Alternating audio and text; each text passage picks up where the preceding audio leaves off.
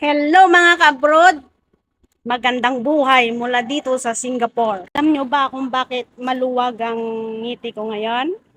Check nyo ito. Halos 46 to 47 na ang isang SGD. Grabe. Sabi ko sa sarili ko, ito na yun. Yayaman na ako. Konti na lang makakabili na ako ng isla sa Pilipinas.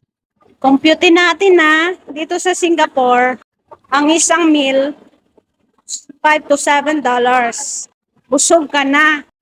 Sa Pilipinas, yung 300 pesos mo, pagpasok mo ng grocery, parang Torres ka lang, titingin ka lang. Kasi pagdating sa cashier, kulang na agad.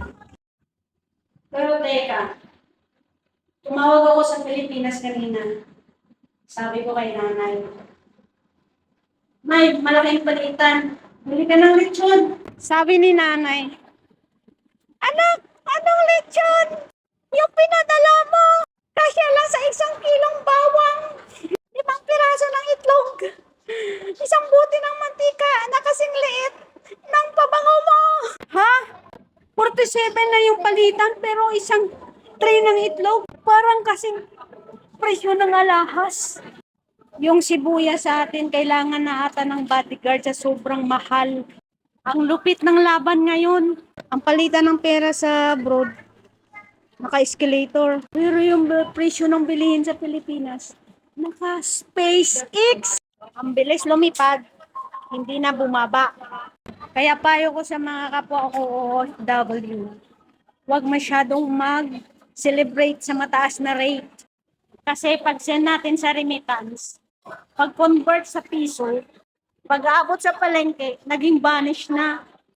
Nawawala sa isang pikit lang. O siya, mag-day muna kami ni Love Love. At bukas, handa na naman kami sa Sabak. Kailangan nating kumayod para sa golden sibuyas ng ating mga nanay. Don't forget to like and share and subscribe. Para sa mga lumalaban ng budget, comment naman kayo sa baba kung ano ang pinakamahal na binili nyo kamakailan. Okay, bye!